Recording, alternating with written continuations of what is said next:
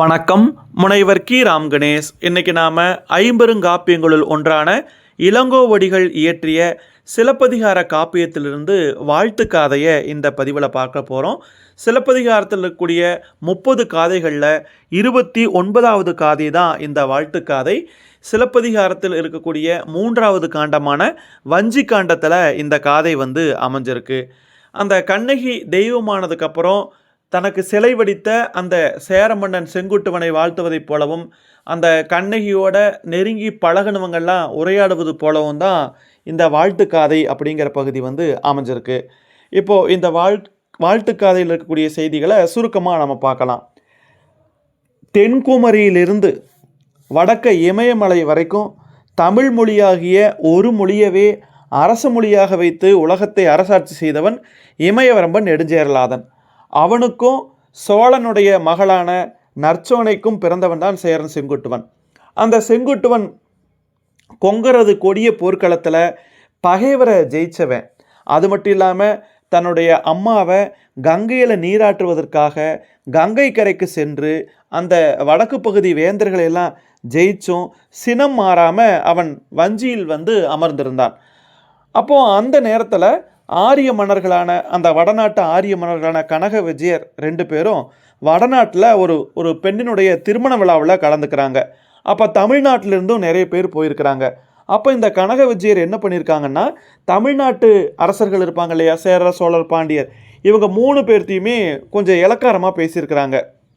அவங்க என்ன சொல்லி பேசியிருக்காங்க அப்படின்னா, இமயமலையில் சேரர்கள் வில் சின்னத்தையும் சோழர்கள் புலி சின்னத்தையும் பாண்டியர்கள் மீன் சின்னத்தையும் பொறிச்சிருக்கிறாங்க.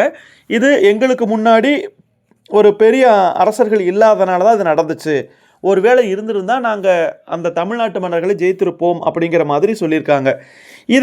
இதை அங்கே கேள்விப்பட்ட சில பேர் இந்த சேரன் செங்குட்டுவன் கிட்ட சொல்கிறாங்க. இப்போ அந்த நேரத்தில் தான் செங்குட்டுவன் என்ன நினச்சிக்கிட்டு இருந்தாருன்னா, கண்ணகிக்கு சிலை வடிக்கணும், அதுக்காக இமயமலையிலேருந்து கல் எடுத்துகிட்டு வரலாம் அப்படின்னு நினச்சாரு. அப்போ அதே நேரம் இந்த போர் செய்து அந்த கனக விஜயர் தலையிலேயே கண்ணகிக்கு சிலை செய்வதற்கான கல்லை எடுத்து வரலாம் அப்படின்னு முடிவு பண்ணி வடக்க செங்குட்டுவன் என்ன பண்ணுறாருனா, அந்த இமயமலை பகுதியை நோக்கி தன்னுடைய படைகளை திரட்டிட்டு போகிறார். அங்கே போய் என்ன பண்ணுறாருனா, அந்த கனக விஜயரை ஜெயிக்கிறாரு. அவங்க தலை மீதே கல்லை ஏற்றி அதுக்கப்புறம் இவர் விரும்பின மாதிரி என்ன பண்ணுறாருனா, கங்கையில் கொண்டு போய் அந்த கண்ணகியினுடைய சிலைக்கு அந்த நீராட்டு செய்து அதுக்கப்புறம் வஞ்சி நகரத்துக்கு வர்றாங்க. அதுக்கப்புறம் வஞ்சி நகரத்துக்கு வந்ததுக்கப்புறம் எல்லாரும் கண்ணகியினுடைய அந்த உருவத்தை வழிபாடு பண்ணணும் அப்படிங்கிறதுக்காக ஒரு நல்ல நாளில் அந்த கண்ணகிக்கு சிலை செய்து ஒரு கோயிலில் வைக்கிறார். அந்த நேரத்தில் கண்ணகி கோயிலில் வேறு நாட்டு மன்னர்களும் என்ன பண்ணுறாங்கன்னா, காணிக்கையெல்லாம் செலுத்துகிறாங்க. அதையெல்லாம் பற்றி செங்குட்டுவன் கேட்டுக்கிட்டு இருந்தார். அப்போ அந்த நேரம் பார்த்து அங்கே 3 பேர் வர்றாங்க. யார் 3 பேர் வர்றாங்கன்னா, தேவந்தி, அதற்கப்புறமா ஒரு காவற்பெண்டு, அதற்கப்புறம் ஒரு அடித்தோழி அப்படின்னு 3 பேர் வர்றாங்க. இதில் தேவந்தி அப்படிங்கிறவ யார் அப்படின்னா, கண்ணகியினுடைய தோழி மாதிரி விளங்கியவள். அந்த பாசண்ட சாத்தனுடைய மனைவி அவள். அவன் தெய்வமாக போயிட்டான் அந்த பாசண்ட சாத்தன். அவனுடைய மனைவி தேவந்தி அங்கே வர்றான். அதே மாதிரி வேறு யார் வர்றாங்கன்னா, காவற்பெண்டுங்கிறது ஒரு செவிலித்தாய். கண்ணகியை சிறு வயதிலிருந்தே வளர்த்த செவிலித்தாய் வர்றான். அதற்கப்புறம் கண்ணகிக்கு தோழி மாதிரி விளங்கியவள் அந்த செவிலித்தாயினுடைய மகள் ஒருத்தியும் வர்றா. அப்போ அவங்க பேசுகிறாங்க. அது ஒரு கதை மாதிரி சொல்லப்படுது. அந்த கண்ணகி துயரத்தோடு இருந்த ஒரு காலம், அந்த கோவலனுடைய முன்வினை பயனால் கோவலன் கொல்லப்பட்டான். அதற்கப்புறம் கண்ணகி பாண்டிய மன்னிடத்தில் போய் நீதி கேட்டது. அப்போது அந்த நேரத்தில் பாண்டியன் அதை கவனிக்காமல் அந்த நல்ல தீர்ப்பு வழங்காமல் இருந்தது. அதற்கப்புறம் அந்த பாண்டிய மன்னன் இறந்து போனது. அதற்கப்புறம் அந்த மாடலன் அப்படிங்கிறவன் போய் கோவலனுடைய அப்பாட்ட சொல்கிறார், இந்த மாதிரி மாசாத்துவான் கிட்ட சொல்கிறார், உன்னுடைய மகன் இறந்து போனான் அப்படின்னு சொல்கிறாங்க. அப்போ அந்த நேரத்தில் மாசாத்துவான் துறவியாக மாறிட்டான்.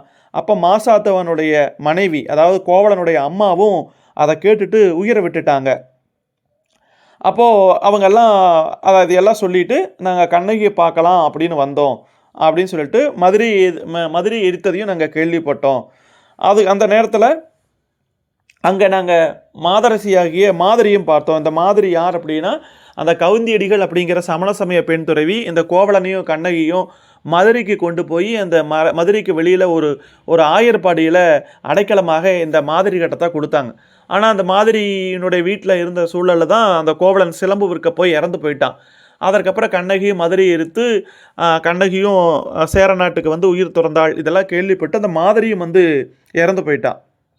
அப்போது இதையெல்லாம் கேள்விப்படுறாங்க இந்த 3 பேரும், தேவந்தி, அந்த காவற்பெண்டு, அதுக்கப்புறம் அந்த தோழி, அவங்க 3 பேர் கேள்விப்படுறாங்க. அப்போ அந்த போய் மதுரைக்கு போகிறாங்க. அங்கே போய் எங்கள் மாதிரியினுடைய மகளை பார்க்கிறார்கள். அவளுக்கு ஐயைன்னு ஒரு மகள் உண்டு. அந்த ஐயையும் கூட்டிக்கிட்டு அப்படியே மலை உச்சிக்கு வர்றாங்க. சேரன் வந்து கோயில் அமைச்சிருக்கான் இல்லையா, அந்த பகுதிக்கு வந்து கோயிலை அடையிறாங்க. அந்த பத்தினி கடவுளுக்கு விழா நடத்திய சேர மன்னனை கண்டு அவங்க தன்னுடைய வரலாறை சொல்ல ஆரம்பிக்கிறாங்க. அப்போ தேவந்தி என்ன சொல்கிறாங்க அப்படின்னா, தமிழ்நாட்டு முடிமன்னர் 3 பேரும் தன்னுடைய லட்சணியை, அந்த சின்னங்கள் இருக்கும் இல்லையா, அந்த லட்சணையிட்டு பேணி காத்த அந்த வடதிசையில் உள்ள பெரிய இமயமலையிலே பிறந்து விரைந்து செல்லக்கூடிய கங்கையிலே நீராடி இங்கே வந்திருக்கிறாள் கண்ணகி. ஏன்னா இமயத்திலேருந்து கல் எடுத்துகிட்டு வரும்போது கங்கையில் நீராட்டிட்டு வந்தாங்க இல்லையா, அதை பற்றி சொல்கிறா. அதே நேரத்தில் காவற்பெண்டு என்ன சொல்கிறான்னா, அழகும் மென்மையும் கொண்ட மாதவியை ஒருபோதும் கோவப்படாமல், அதே நேரத்தில் தன்னுடைய காதல் கணவன் கையினை பற்றியவளாய் இந்த மாதிரி ஒரு காட்டு வழியாக வந்து துன்பப்பட்டவ, அப்படிப்பட்ட அந்த கண்ணகிக்கு நான் வந்து புகார் நகரத்தில் செவிலித்தாயாக இருந்தேன் அப்படின்னு சொல்கிறான். அதே நேரம் அந்த தோழி என்ன சொல்கிறான் அப்படின்னா, கண்ணகிக்கு நான் நெருங்கிய தோழியாக இருந்தேன்னு ஒவ்வொருத்தரும் தங்களை அறிமுகப்படுத்திக்கிறாங்க. அதே நேரம் இப்போ தேவந்தி புலம்ப ஆரம்பிக்கிறான். முற்பிறப்பில் நான் எந்த தவமும் செய்யலை. ஒரு நாள் கண்ணகி வந்து தான் கண்ட கெட்ட கனவை பற்றி என்கிட்ட சொன்னான்.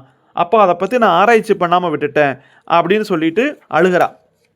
அதுக்கப்புறம் மதுரையை எடுத்து கேள்விப்பட்ட நாள்லே நானும் அந்த அந்த அந்த நேரத்தில் நான் ரொம்பவுமே துயரப்பட்டேன்.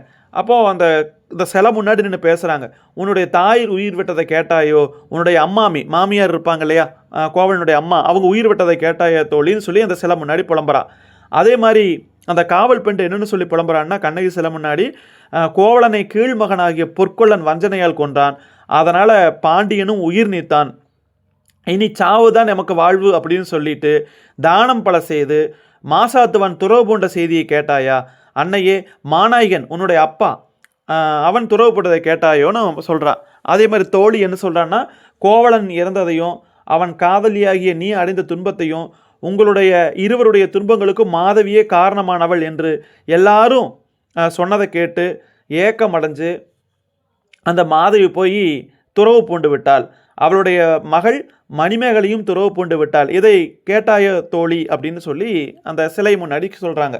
அதே மாதிரி தேவந்தி என்ன பண்ணுறான்னா, கண்ணகி தெய்வத்தின் முன்னாடி அந்த கண்ணகிக்கு அடைக்குளம் கொடுத்தாங்க இல்லையா மாதிரி, அவங்க மகள் ஐயை காட்டி இந்த மாதிரி அந்த மாதிரியும் உன்னை காக்காமல் போயிட்டமே அப்படின்னு அவளும் இறந்து போயிட்டா. இன்னும் இந்த ஐயைக்கு திருமணம் ஆகலை, பார்த்தாயா, உன்னுடைய அத்தை மகள் மாதிரியை பார்த்தாயா, அந்த மாதிரிலாம் சொல்லி கேட்குறாங்க. அந்த நேரத்தில் இதெல்லாம் பேசிகிட்டு இருக்கிறப்போ வானத்தில் செங்குட்டுவன் அங்கே இருக்கிறாரு. அப்போ வானத்தில் கண்ணகி காட்சியளிக்கிறாள். நல்ல அணிகலன்கள்லாம் அணிந்து கொண்டு செங்குட்டுவனுக்கு வந்து காட்சியளிக்கிறாள். அப்போ அந்த நேரத்தில் கண்ணகி வானத்திலிருந்து பேசுகிறாள். பாருங்கள், பாண்டியன் வந்து குற்றமில்லாதவன், அவன் வந்து இப்போ இந்திரனுக்கு விருந்தாளியாக இருக்கிறான். எனக்கு வந்து ஒரு புகழுடம்பு இன்னைக்கு உலகத்தில் புகழ் கிடைக்கிறதுக்கு காரணமானவன் இவன் தான். இந்த முருகனுடைய இந்த வெற்றிவேல் ஏந்திய இந்த முருகனுடைய இந்த மலைப்பகுதிக்கு வந்து நான் எப்போவுமே விளையாடுவேன், நீங்கள் எல்லாருமே வாங்க அப்படின்னு சொல்லி கூப்பிட்றான். அதாவது என்ன சொல்கிறேன்னா, அந்த பாண்டிய மன்னன் அப்படி செஞ்சதுக்கு காரணம் கோவலன் செய்த ஒரு பழவினை தான், அந்த ஊழ்வினை தான் காரணம்.